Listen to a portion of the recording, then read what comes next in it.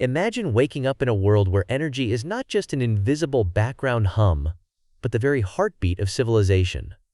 A force so fundamental that, without it, every comfort and convenience of modern life would grind to an immediate halt. From the instant your alarm clock buzzes to life, to the lights that flicker on at the touch of a switch, to the piping hot coffee that fuels your morning routine, energy is the silent enabler. It runs through the veins of cities, powers the digital world, and connects continents. Yet, for most of us, it remains as unnoticed as the air we breathe, taken for granted, ever present, and rarely questioned. But what if I told you that the very foundation of our global energy system, the intricate web that sustains economies, enables progress, and underpins the very fabric of society, is on the precipice of a monumental transformation, a transformation so sweeping it could upend industries, reshape global power structures, and even threaten the stability of nations?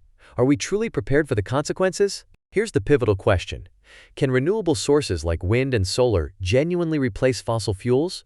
Or are we hurtling toward an energy precipice, blind to the risks and unprepared for the fallout? For well over a century, coal, oil, and natural gas have been the lifeblood of industrial progress. These fossil fuels currently supply roughly 4/5 of the world's primary energy, a staggering proportion when you consider how much our civilization depends on them. They keep our homes warm in the depths of winter, ensure our factories hum with productivity, and allow global trade to flow smoothly across thousands of miles. The food you eat, the clothes you wear, the devices you use, from smartphones to electric vehicles, all trace their origins back to a vast, invisible network powered by hydrocarbons. Yet mounting pressure from governments, environmental activists, and concerned citizens is driving an urgent push to abandon these fuels. The loudest voices proclaim that the age of fossil fuels is over, that wind and solar are not only cleaner but now cheaper, and that we must act swiftly to avert a climate catastrophe. Headlines trumpet the apparent triumph of renewables, claiming that the transition is not just possible but inevitable. But beneath the optimism and the headlines lies a far more nuanced reality. The truth is, electricity, the only form of energy that wind and solar directly produce, accounts for just about 1/5 of the world's final energy consumption. That means a staggering 4/5 of the energy that powers our ships, airplanes, freight trucks, and heavy industry still comes from fuels you can ignite. Oil, for instance, drives the global transportation network, moving everything from groceries to construction materials. Natural gas is the backbone of industrial heating and chemical production. Coal, often maligned for its environmental impact, remains essential for making steel, which forms the backbone of modern infrastructure. This enduring reliance on hydrocarbons is not merely a matter of habit or convenience. It reflects the unique properties of these fuels. Fossil fuels are dense, portable, and reliable. They can be burned on demand, anywhere, to produce vast amounts of energy at any hour, regardless of weather or season. In contrast, wind and solar are inherently intermittent.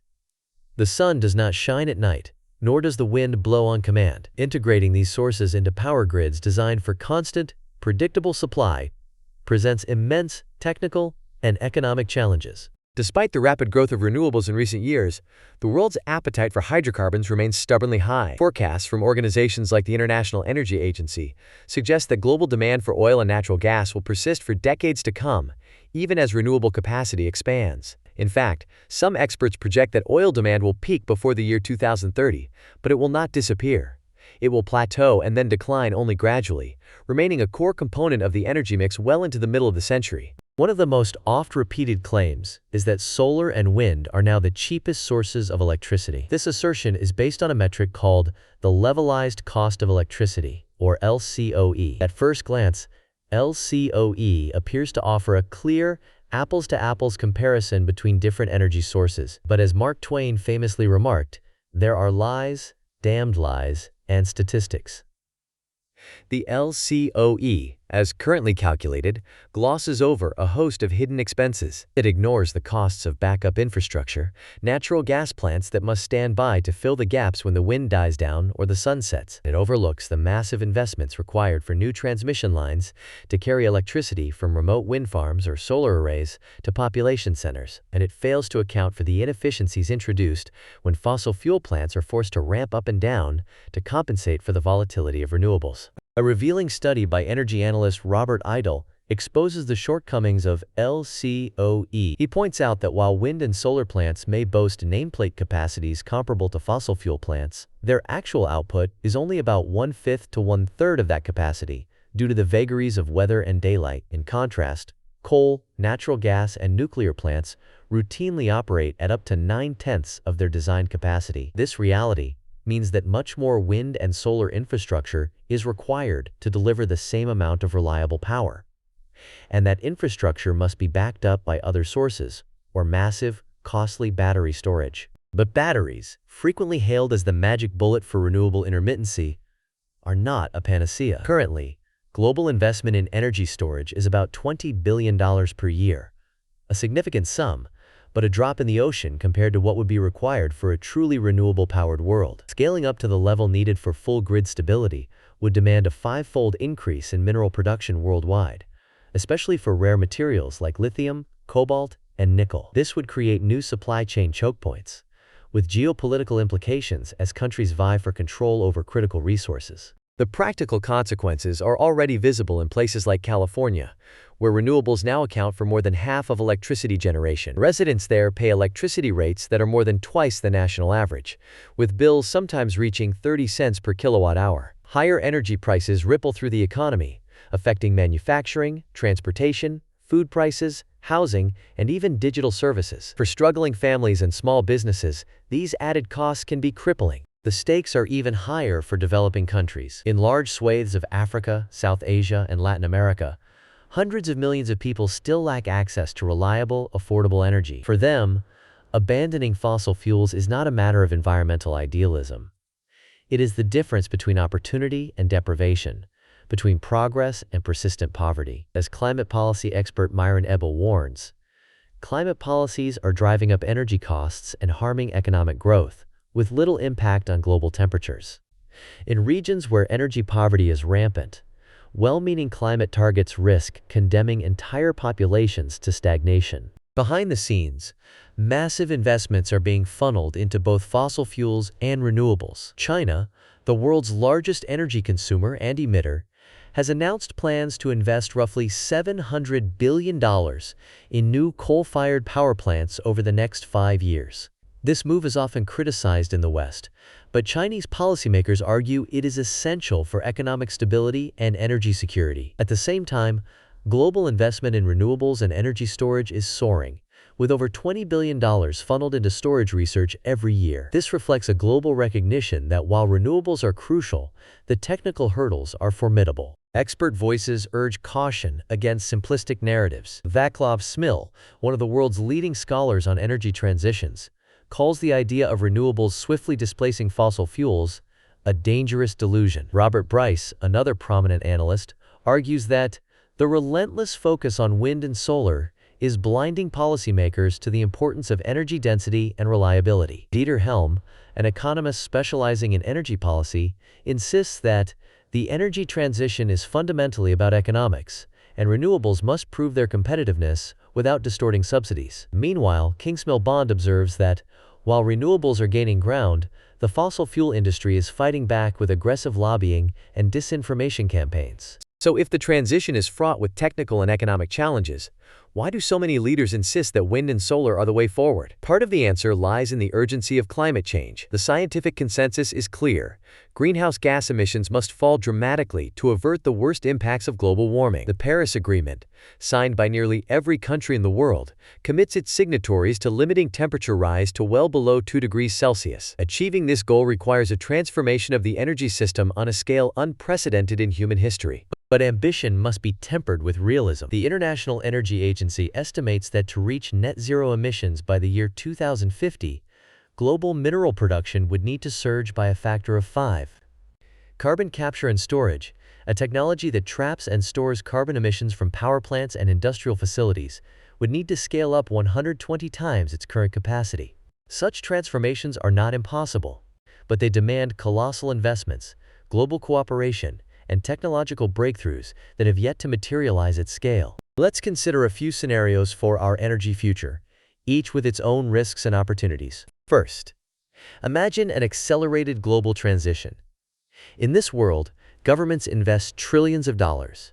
Carbon prices soar, and new technologies emerge at breakneck pace. Battery breakthroughs and smart grids tame the chaos of intermittent power, while carbon capture and storage is deployed widely. Renewable energy capacity increases fivefold by the year 2040, displacing coal and oil across many sectors. Emissions fall fast, and the world edges closer to its climate targets. But the risks are enormous. The demand for critical minerals explodes, creating global supply chain bottlenecks and geopolitical flashpoints. Hundreds of millions of workers in oil, gas, and coal industries face job losses, with ripple effects throughout economies. Energy bills spike as the costs of new infrastructure and supply chain disruptions are passed on to consumers. Developing nations, still struggling with poverty, find themselves priced out of modern life. Geopolitical tensions rise as oil-dependent economies face collapse. Social unrest becomes more likely as communities grapple with the costs of transformation. Vaclav Smil cautions that chasing this dream too quickly is, in his words, a dangerous delusion. History backs him up. During the oil crises of the 1970s, sudden energy shocks led to economic recessions, political upheaval, and widespread hardship. Transitions in energy systems have always been slow, messy, and unpredictable. Alternatively, progress might unfold more gradually. In this scenario, fossil fuels remain a significant part of the mix, but carbon capture and storage technologies are deployed at scale to mitigate emissions. Renewables grow steadily, but face hurdles from grid challenges, political resistance, and the slow pace of technological innovation. Global emissions decline, but perhaps only by 1/5 over the next 2 decades, falling short of the Paris Agreement targets. Economic shocks are avoided, but so are dramatic climate gains. This approach values reliability and economic stability above rapid change. As Robert Bryce argues, energy transitions are marathons, not sprints. Then there's the wild card: disruptive innovation. What if a breakthrough in fusion energy or deep geothermal finally arrives? Imagine a world where a single technological leap renders all previous debates moot. Energy becomes abundant, clean, and cheap, with costs plummeting and barriers to progress vanishing overnight. Countries and companies leading these innovations could leapfrog into new positions of global dominance, reshaping geopolitics and economic power. But such breakthroughs, while tantalizing, remain on the distant horizon, and betting the planet's future on them is a high-stakes gamble. The implications of these scenarios are profound, not just for policymakers and industry leaders, but for every individual. Your daily life is shaped by energy decisions made in distant capitals and boardrooms. Higher energy prices ripple through everything, from the cost of groceries and housing to the price of transportation and digital services. If energy becomes less reliable or more expensive, the effects will be felt everywhere: in the cost of heating or cooling your home, in the stability of your job, even in the products and services you rely on every day. But there is also enormous opportunity. The International Renewable Energy Agency predicts that scaling up renewables could create more than 40 million jobs worldwide by the year 2050. Entire new industries are emerging around energy storage, smart grids, electric vehicles, and green hydrogen. Innovation in fields like carbon capture, advanced nuclear power, and energy efficiency could unlock new careers and economic growth. For countries and regions that lead the way, there is the potential for technological leadership and global influence. The story is global. Decisions made in Beijing, Washington, Brussels, and New Delhi reverberate everywhere. For developing countries, affordable energy remains the key to escaping poverty and achieving prosperity. Sweeping climate policies, however well-intentioned, should not come at the cost of human well-being in the world's poorest regions. As Dieter Helm reminds us, the energy transition is fundamentally about economics. Let's not forget the persistent realities.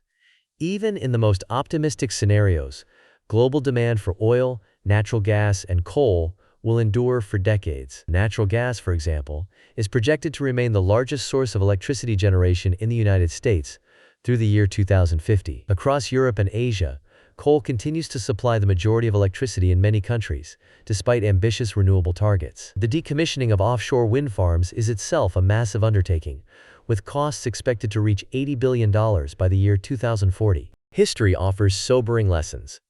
The transition from wood to coal in the 19th century, and from coal to oil and gas in the 20th century, took generations to unfold. Each shift was driven not just by technological advance, but by economics, resource availability, and social change. None was accomplished without disruption, resistance, and unintended consequences. Today's transition is even more complex. involving not just developed economies, but the entire globe, with all its diversity of needs, priorities, and constraints. So what does this all mean for you?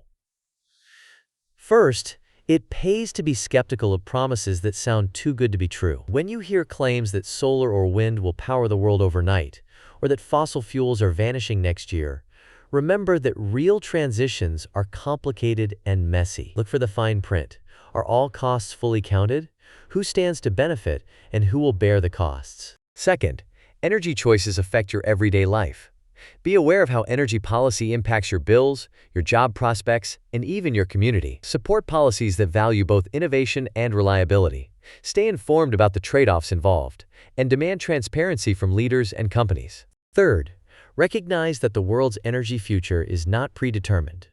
Human ingenuity has repeatedly surprised skeptics. Investments in research and development have led to astonishing breakthroughs, from the rise of shale gas in the United States, to dramatic drops in the cost of solar panels, to the potential of fusion energy just over the horizon. The greatest energy resource is not oil, coal, or even sunshine. It is human creativity and determination. Let's answer the big question. What really happens if we rush away from fossil fuels before a viable replacement is ready? The risks are clear. Energy shortages, price spikes, economic turmoil, and even social unrest. History teaches us that energy transitions are rarely smooth or swift. The safest path forward is a balanced, pragmatic approach, one that invests in renewables and storage, but also recognizes the ongoing role of fossil fuels and the need for energy security. So as we stand at the crossroads of a new energy era, remember, the future will not be shaped by wishful thinking or slogans, but by honest reckoning, bold investment, and relentless invention. The world needs energy that is reliable, affordable, and abundant.